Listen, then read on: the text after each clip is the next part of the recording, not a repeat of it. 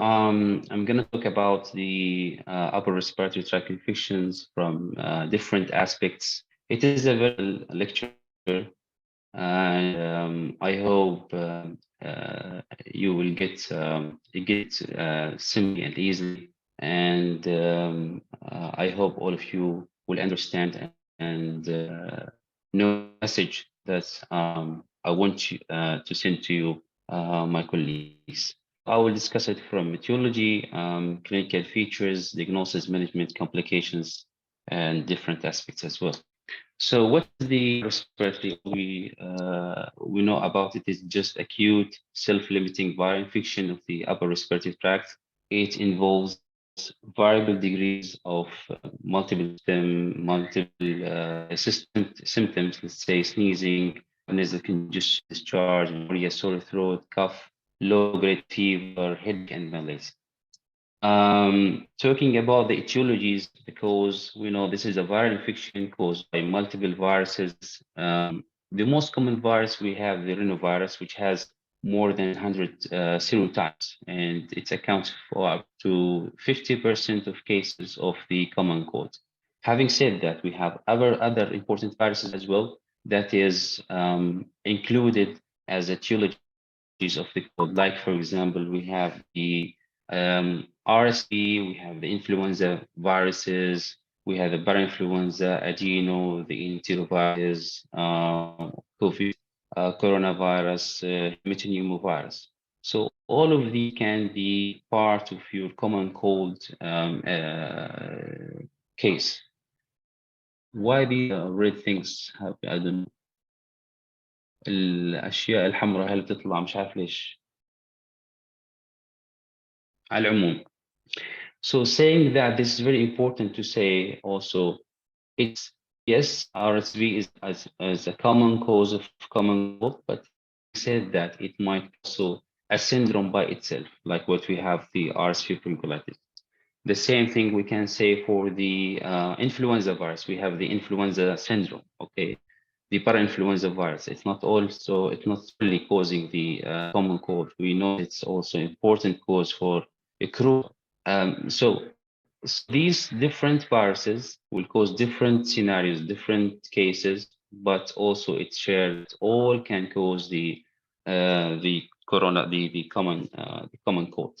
Second most, as you see, common cold virus, and we have the influenza viruses account for the most cases, the common cold after the rhinovirus.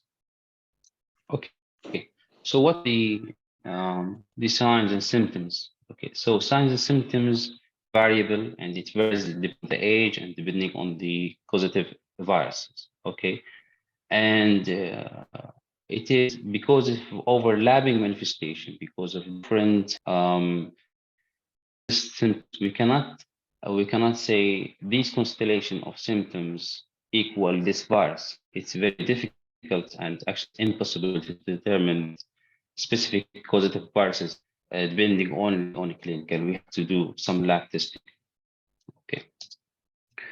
So talking about the frequency and duration, so in kids who is less than 6 years, the average is about 6 to 8 colds per year. Okay, and in September through the April, these cold symptoms of these colds, common colds, might happen every month during the season. For younger children, especially who's going to the daycare, they have more colds than others. Talking about the older kids and adults as well, they have the average of 2 to 4 colds per year, with typical symptoms might to be up to one week. Talking about the cigarette smoking is related to the increased duration of symptoms. So generally speaking about the signs, this is very important piece of information, that symptoms usually peak the first 3 days, then it might last up to 10 days. This is generally speaking. That's also it might last for this, and this piece is really very, very important. And we're going to talk about when we talk about the management. So this is a study, prospective study of 8 cases They studied the common colds in kids, and they found the most of the time they have peak within the first three days. As you see in this picture, it's the peak always on the first 3 days. And the more common is the congestion. Then we have the rose and as well as cough. To less than we said about, let's say about 50% of cases, we have the fever. So the fever is not the majority of the cases. Fever it might, and also it is only for the first 3 days. So this is very important when you see a patient who's having runny nose or nasal congestion and fever. You tell them to come back if the fever persists after 3 days. But as you see here, also the duration, number of days of illness is up to 10 days. All right. So how to diagnose? How we make the diagnosis? Diagnosis usually made clinically. We don't need to do testing most of the time, but we need to do testing in case of looking for the alternative diagnoses. For example, pharyngitis with group A streptococcus, especially for kids who's more than 3 years. Here we need to do throat culture, let's say rapid strep testing, to make sure that we are treating, we are facing a bacterial infection rather than the viral infection. Okay. If you have focal findings in examination, crepitations, or decreased air entry on one side, you might need to do the chest X-ray to make sure we are not talking about other than about a pneumonia, not about common cold. So, but for common cold, we don't need to do testing for diagnosis. Clinical picture is enough. Now, this is an important slide in about diagnosis. So, what are the features that may indicate diagnosis other than upper respiratory? Here we have the persistent fever that is high grade, especially if it's persistent more than 3 days. If the child is ill appearing, if there is absence of symptoms, we said that majority of cases we have the nasal congestion. If we have oral mucosal lesions, we have weak focality, the focal find, the chest examination like dullness, reduced air entry, hemoptysis, acute onset of cough and shortness of breath, features of chronic respiratory disorders, like fly or finger clubbing. All of these might tell us this is not a simple common cold, and this is be something else like infection, pneumonia, or foreign body, or cystic fibrosis, or whatsoever. Here, it's very important to know the differential diagnosis on cold, acute bacterial sinusitis. It's important if what is usually associated with facial rather than the cold itself. How we can differentiate the persistent and business with severity and worsening symptoms, this is very important. For nasal foreign body, if you have persistent unilateral discharge from inside that's persistent more than 10 days, for example, you think of foreign body, and usually on the examination, it might be there. Pertussis, we think of it, it's especially if there is paroxysmal kind of cough. Usually we know that pertussis starts as upper respiratory common cold symptoms, and this phase we call catarrhal, then it goes to and in third when they become paroxysmal. Influenza is important differential diagnosis in this case, especially the influenza virus usually presented with more severe illness. Usually influenza have fever. Most of the time, about 95% influenza patients have abrupt onset of fever, high grade fever, they have headache, myalgia, sore throat, rhinitis, in addition to the common cold symptoms, But characteristically here, we have the fever in 95% of cases. Compared to what I found just now, talk about the graph we showed you, that about 15% only they have the fever and the common cold. Also, the fever and the common cold usually disappear third or let's say fourth day of illness.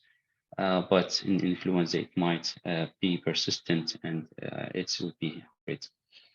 So influenza is a very important differential diagnosis. Other differential diagnoses, we have the bacteriopharyngitis, as I said, group A streptococcus, one of the most common things, especially typical age for group A streptococcus from 5 to 15, 5 to 15 years. But we said always we have to do testing before giving the antibiotics. So still throat culture or rapid strep test that takes only 15 minutes. Okay. I hope that we can find such modality in our hospitals. COVID-19 is another important differential diagnosis. So how to manage? So management is a very important aspect that we need to comment on and insist on and talk most of our time about the management. Okay. So the goal of treatment is to reduce the discomfort. Let's say making them comfortable as much as possible. Bed rest, assuring they have the adequate hydration, nutrition. For pediatrics, generally speaking, we need to do suctioning for the infants, elevate their head, and we can the hard candies or the lozenges, especially if they are more than 4 years. So it's contradicted, or let's say not recommended to give the lozenges in the kids who's less than 4 years of age. The FDA recommends against using the non-prescription cough cold products in children less than 2 years of age and support not using 4 years of age, less than years of age. So we have a lot of cough syrups and prescription, non-prescription cough syrups in the market, the pharmacies, but also a lot of kids when they come to the clinics, they have like multiple syrups. Unfortunately, are not helping them or reducing the duration of symptoms. Okay. Over-the-counter combination products like antihistamine, decongested also does not show that it will improve the cold symptoms in pediatric age group, but in adults it might be. Now, with histamine alone have insufficient evidence of improving cold symptoms in kids.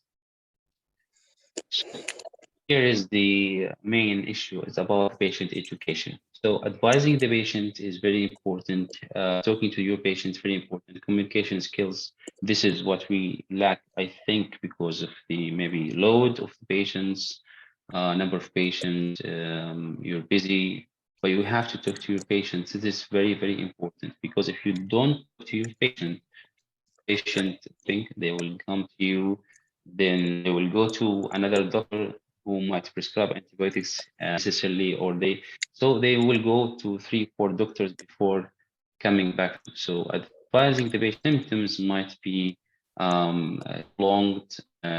Symptoms might up to 2 weeks, some cases. Informing the patient and benefit of symptomatic therapies and reassure them that antibiotics are not needed, not necessarily, and also it might be harmful. We need to give them red flags to counseling them for follow up if symptoms worsen or the recovery time being prolonged. This is thanks to Dr. Musa India, who gave this slide about the use of cephalosporin, third generation cephalosporin, Rosafen here, or one of the hospitals in our country, in which, like you see, the season of the flu season, a common cold season from, let's say, from September till February, we have the peak use of the number of vials. As you see on the right side, you see number of vials. On the left side, you see the infection. So as we have the season of the viral infection, we have more vials of Rosafen that is prescribed unnecessarily most of the cases. So antibiotics for upper respiratory. Do we need to do it? Do we need to give it? We do not prescribe antibiotics. We should not have antibiotics for common cold. This is well-known fact and recommendation, American College Physician, American Academy of Pediatrics, CDC, wherever you go. Here again, American Academy of Pediatrics recommends against the antibiotics for apparent viral respiratory illness, sinusitis. Look at the reference, have something called choosing wisely, and I'm going to talk about choosing wisely in a minute. So this is from American Academy, again, Canadian Medical Association are against using of antibiotics for upper respiratory tract infections that are likely viral in origin, such as influenza-like illness or self-limiting, such as sinus infection less than 7 days duration. Again, look at the reference. We have choose wisely Canada. Again, we have here also choosing Australia, which recommending avoid use the antibiotics for upper respiratory tract infection. Look at this systemic review. You know, the systemic review you see here is the quality of evidence. At the top of the pyramid of the evidence, we have systemic review analysis. So in this study, the systemic review 11 randomized trials comparing the antibiotics versus placebo in children with adults with upper respiratory tract infection and symptom less than 7 days or acute bronchitis in children in less than 10 days. All we know that we might know that antibiotics should not be used for upper respiratory tract infection, but some people will say, oh, because of complications that happen, let's use antibiotics as prophylaxis, let's say, or let's say preventive method. So this study is answering us about this question. So there is no evidence that he authored down. There is no evidence of benefit from antibiotics for common cold or for persistent acute peritonitis in general. There is evidence that antibiotics cause significant adverse effects in adults when given for common cold and on all ages when given for rhinitis. Routine use of antibiotics for these conditions is not recommended. So this is the conclusion of the study, and you can check it here. Friends, we have choosing wisely campaign. So what is choosing wisely campaign? This is important. I think it's very nice. Thing that's happened in US, Canada, and Australia, and I would like to talk about. The choosing wisely, simply they have the mission of is that promotes the conversation between the clinician as well as the patient. So they engage the patient in the taking care of themselves, so choosing the care they have. And it should be supported by evidence, not duplicative of other procedures already received, free from harm and truly necessary. So it's all about evidence-based, necessary. We have to do that. We need it, and that is necessarily and out of harm. So choosing wisely campaign. So they have listed from different societies, say the Academy, the American Academy of Pediatrics, the Internal Medicine Board, the surgeons. So all of these subspecialties and specialties, they put list of recommendations that, for example, CT scan not to be used in case of minor injuries, minor head injuries in kids and pediatrics, not in people, for example. So they list the let's say the questionable tests, the questionable procedure, the questionable interventions, and they put them as well as they giving the list for the pediatrician or for the physicians. So they give it for the parents, let's say, or the patients and their family. So they try to make the communication between the patients and the clinicians and to choose wisely, choose the correct intervention when needed. For example, this is just an example of choosing wisely campaign. This is a leaflet, a brochure or leaflet usually handed to the patients. You see, for example, in our case, we're talking about this, the upper respiratory or common colds. You see here, they said, and the antibiotics, they said, in fact, antibiotics not or can be harmful and rather than good. Here is why. So they're giving the information for these about the antibiotics use, we should not use it because they said antibiotic, for example, fights bacteria, not viruses. Antibiotics do not help treat viruses. Then this is the next page. Why does your child need antibiotic? List the cases that we might need to do the antibiotics for them.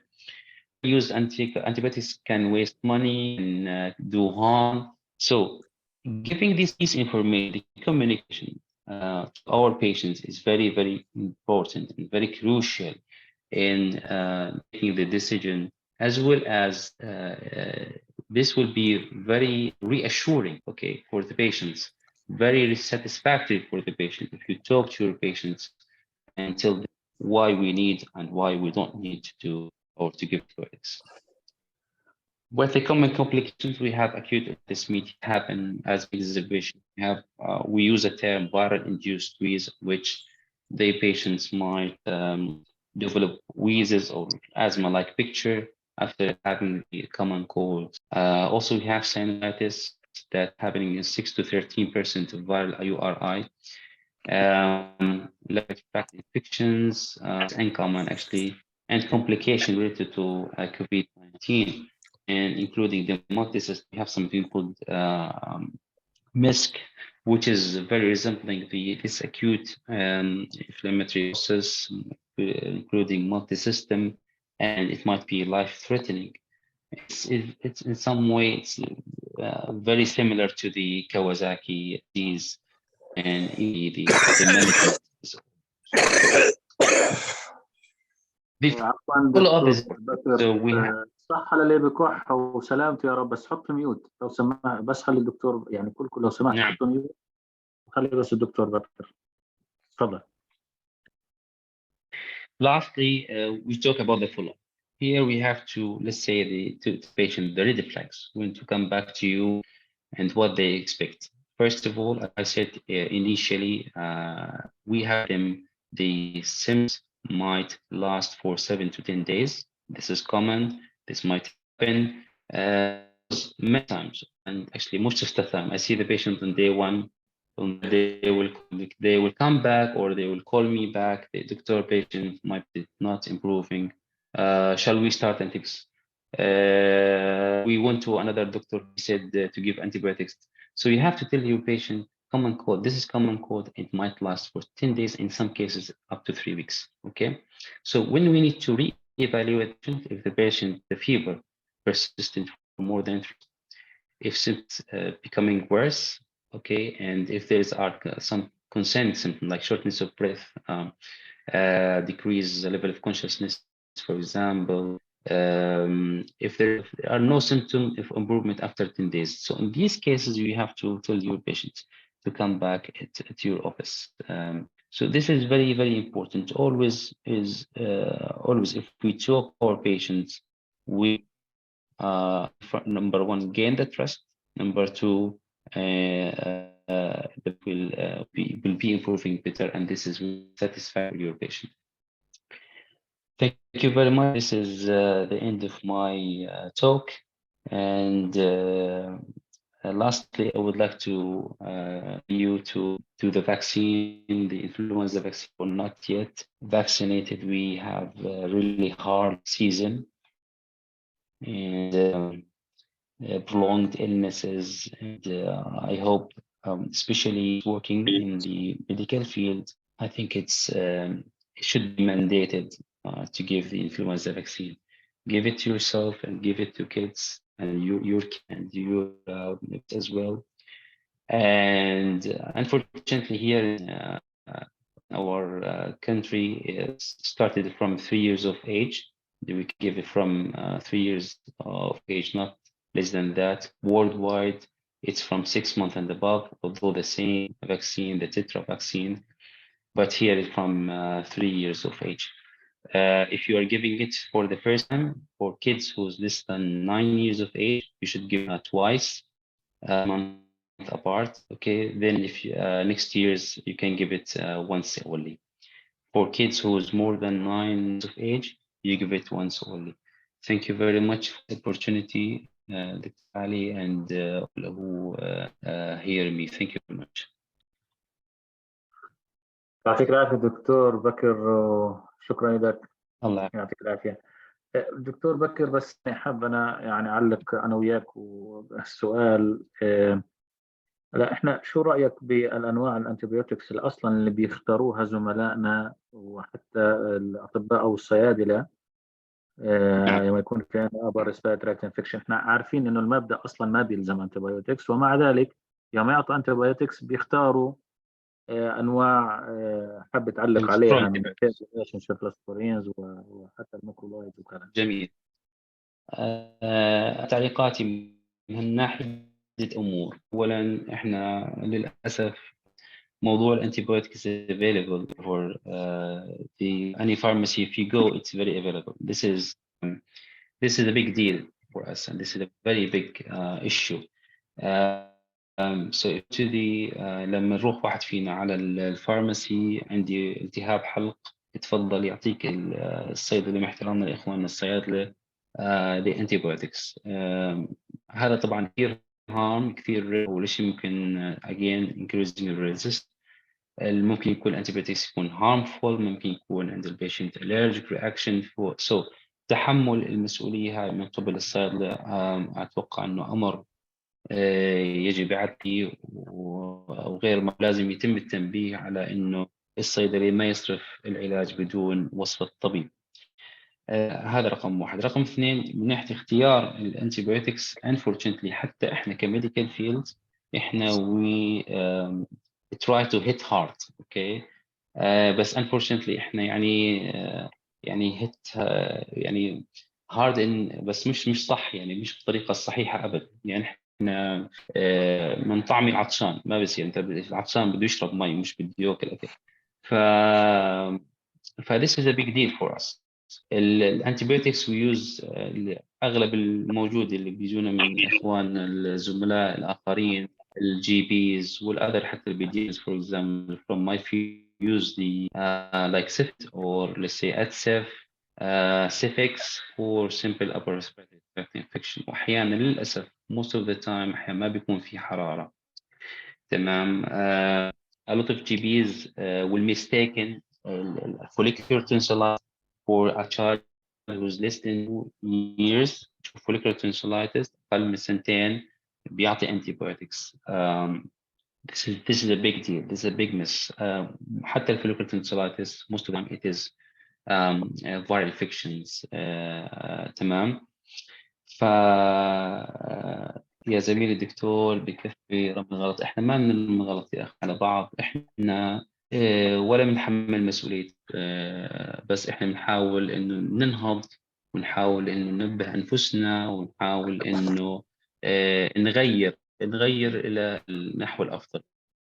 شيء ثاني، حتى الهوسبيتالايزد بيشنت، حتى الهوسبيتالايزد بيشنت انه في برضه مشكلة. احنا بنعطي unfortunately كثير مرات يعني simple problems with unnecessarily meropenem with unnecessarily amikacin tazocine. هذا تعليقي دكتور علي. شكرا كثير دكتور بكر. أول شيء بدي أشكرك كمان مرة على المحاضرة اللي سلطت فيها على بالضبط على النقاط اللي لازم نسلط عليها، بحيث انه مهم نعرف ان upper respiratory tract infection is a viral. كل الريكومنديشن، كل هالريكومنديشن من الاي دي اس اي لكل السوسايتيز تحكي لنا there is no role للانتيبيوتكس here، خاصه بالاوت بيشنت. هلا احنا مع يعني انا مبسوط على اللي كتب التعليق، خليني اقراه كمان مره.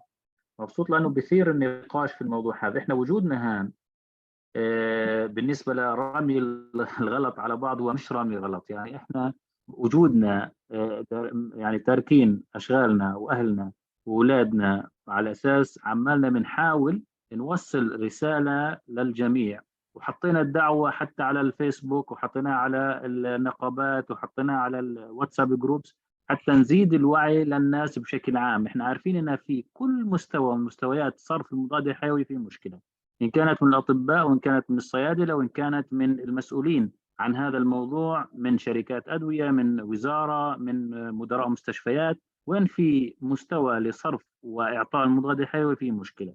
إحنا ما بنخبي روسنا بالرمل، إحنا عمالنا بنواجه المشكلة.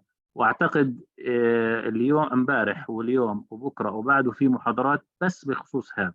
للاسف يعني احنا حابين يكون معنا اكبر قدر من الاطباء زملائنا الاطباء، لانه حكيت من اول يوم ان حابين يكون موجودين وانفولد بهاي النقاشات، وما بعرف قديش هم اصلا موجودين حاليا.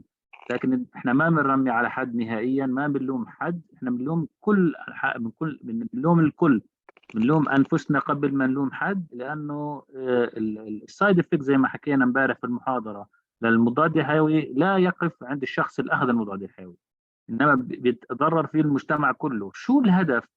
انا مش فاهم يعني ايش هدف اني انا اعطي مريض عنده فيروس اعطيه مضاد حيوي؟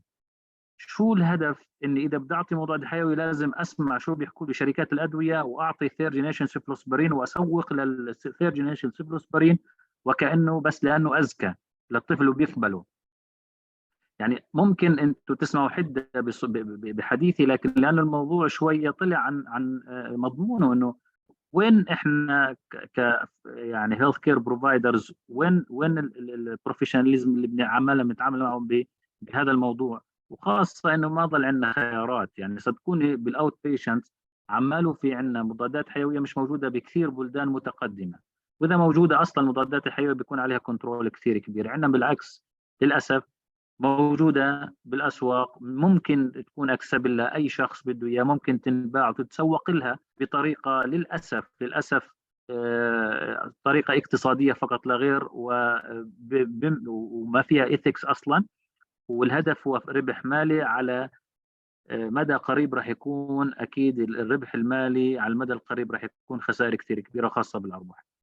فوجودنا هان ووجود الدكتور بكر معنا وتبرع بوقته على اساس يعطي محاضره مش راعيها ولا حد ولا اي شركه ادويه ولا ماخذ اجراءات ولا حاجه، دليل ان احنا ما بنرمي على حد ولا مستعدين نرمي على حد. احنا ماخذين المسؤوليه على انفسنا وعمالنا بنحاول نوعي وبنطلب من الجميع بموقعه مهما كان صغير او كبير يساعدنا في الموضوع هذا. حتى ما حطول عليكم، اذا هذا الموضوع مهم. احنا في فصل الشتاء وكلياتنا بنعرف حاليا فصل الشتاء بلش، معناه في عندنا فلايك إلنس كثير وبرسبيراتوري كثير، بس بالمقابل راح يزيد صرف المضادات الحيويه اللي هو اصلا غير مبرر ان كان في المستشفيات او برا المستشفيات. وفي سلايد مشكور من الدكتور بكر جابه انه حتى في المستشفيات عندنا صرف السيفتريكسون عمله بيزيد بزياده الابر ريسبيراتوري انفكشن، وهذا شيء دليل ايفيدنس ان في عندك ديتا عماله بتبين ان في صرف ان بيشنتس واوت بيشنت. كلياتنا اللي بيشتغلوا بالصيدليات واللي بيصرفوا مضادات حيويه بيعرفوا كيف عملها بيزيد. اذا في حد حاب يعلق احنا سامعين.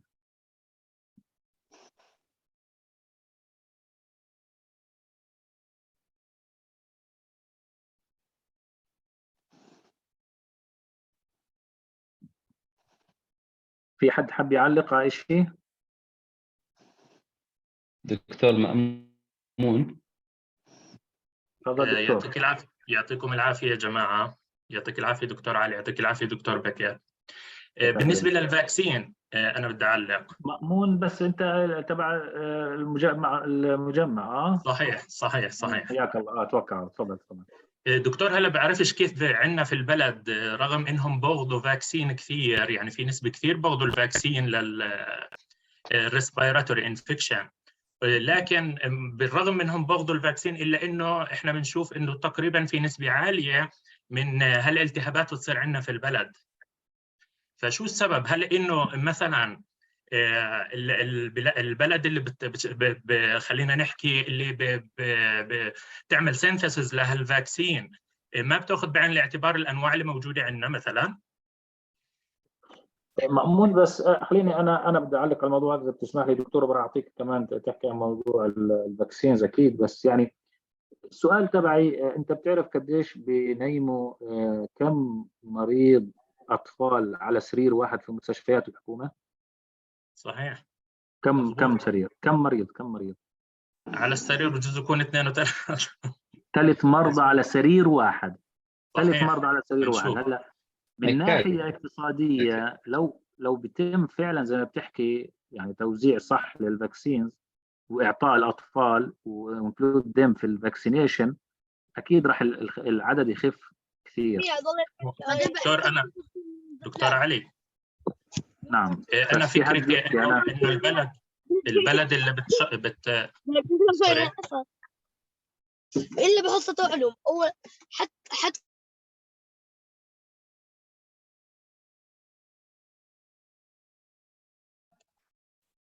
دكتور علي. الو. سامعك حطوني ميوت وانا دكتور علي، هلا انا بالنسبه لفكرتي بتحكي انه احنا بناخذ الفاكسين مصنع من بلاد ثانيه. هلا هم باخذوا في عين الاعتبار جميع انواع الفيروسات، او خلينا نحكي الميوتنت فيروس اللي بتكون موجوده عندهم في البلد، لكن ما باخذوا في عين الاعتبار شو في عندنا احنا في البلد. احنا هون عندنا بفلسطين تقريبا ثلث الشعب الفلسطيني بيعاني من upper respiratory tract infection بسبب الفيرال انفكشن. فعشان هيك انا بتوقع انه الفاكسين اللي بيجي مصنع جاهز من خارج فلسطين مش راح يكون يعني 100% افكتيف للناس اللي عندنا في البلد، كونه انه احنا اصلا بجزء عملنا ميوتنت على الفيروسات هذه، شيء خاص فينا في فلسطين صار. فعشان هيك ليش احنا ما يكون دور لوزارة الصحة انهم ياخذوا من هالسترينز اللي موجودة عندنا في البلد، على اساس يكون في عندنا فاكسين يغطي بقدر كبير للشيء اللي موجود عندنا.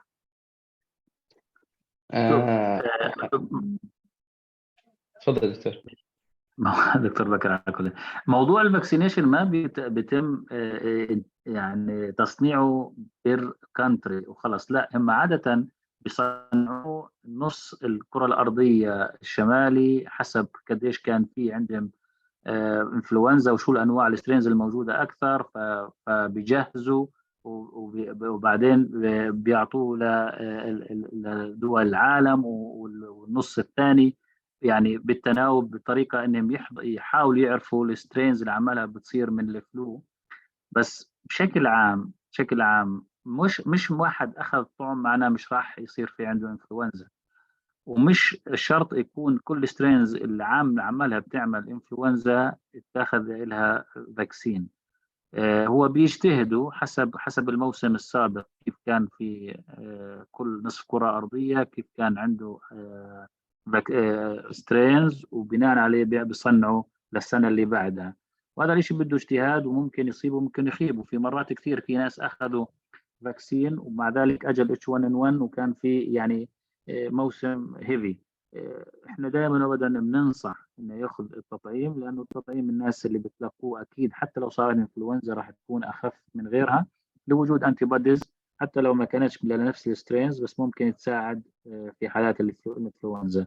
حاليا صرنا نشوف كثير H1N1 بلش يظهر عندنا H1N1 بنت ادلت، والار اس في كثير موجود في البيدياتريك.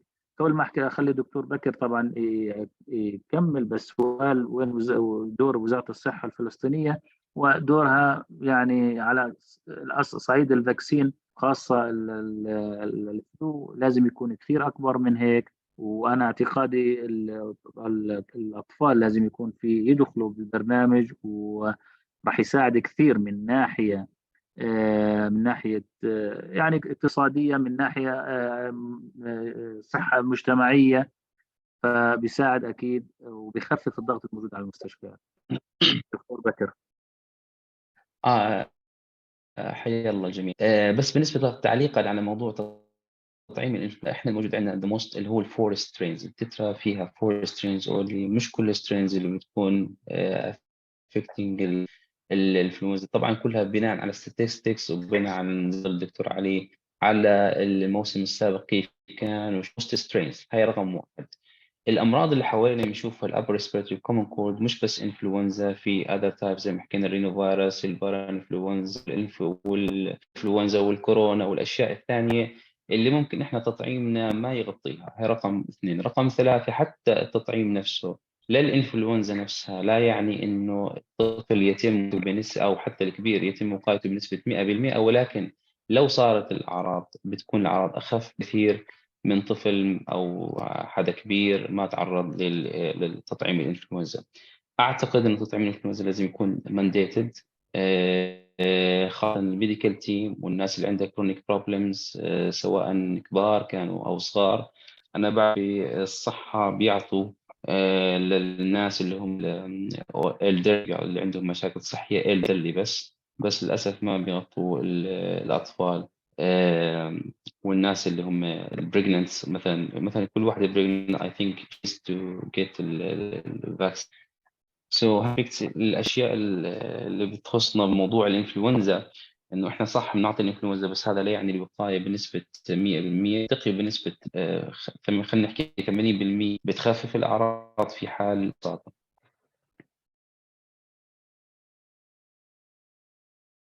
حدا عنده أي تعليق إضافي؟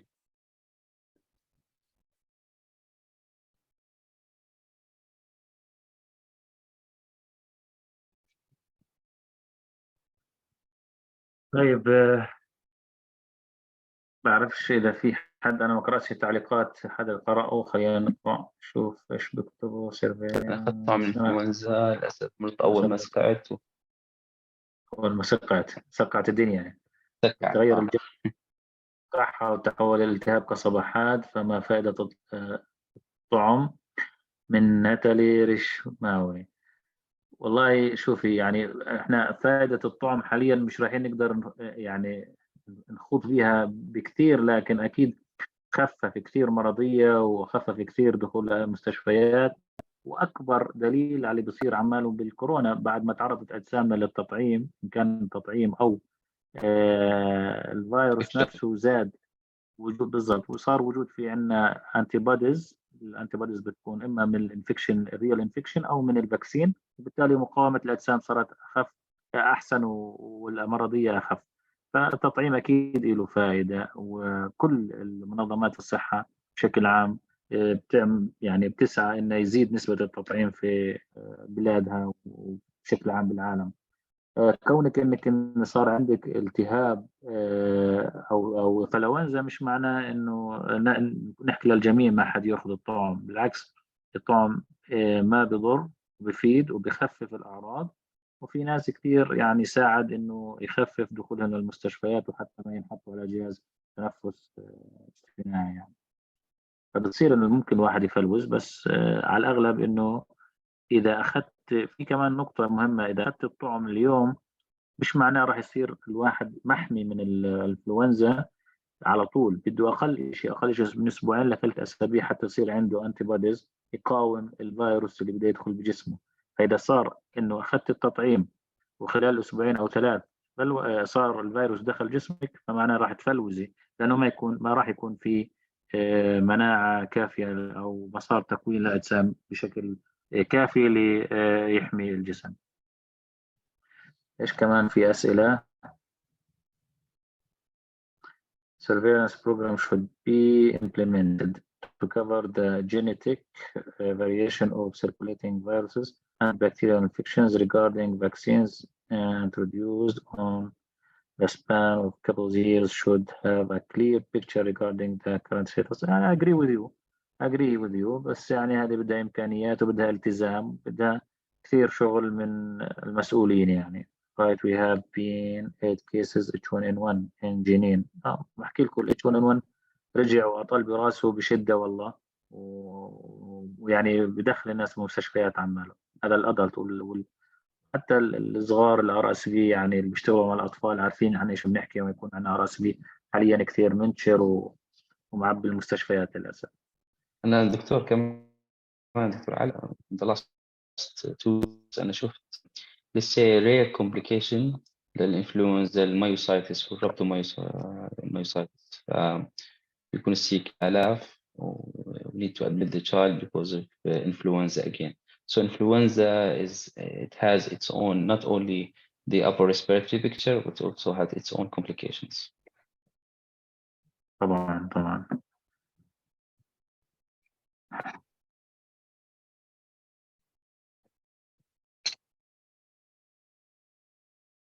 طيب أنا باعتقادي خلاص، بس احنا مستمرين. بكرة كمان راح يكون في عنا محاضرة نكمل عن الانتيبيوتكس، بيور انتيبيوتكس زي بلشنا امبارح. راح يكون في محاضرة بكرة نكمل بقية الانتيبيوتكس بطريقة علمية.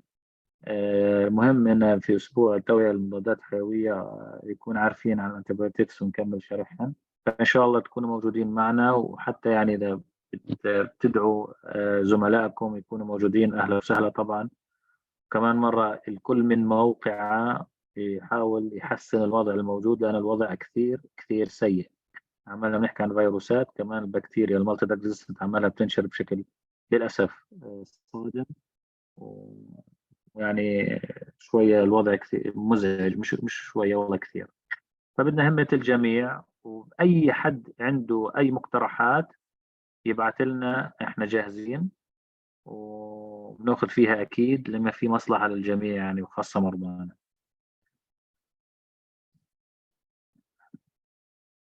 طيب إذا فيش حد عنده أي تعليق، كمان مرة نشكر الدكتور بكر، الصراحة يعطيك العافية، أفدنا بالمعلومات وبارك الله فيك وجزاك الله الله خير. يعطيكم العافية جميعا، وشكرا شكرا للفرصة. لكل اللي حضروا.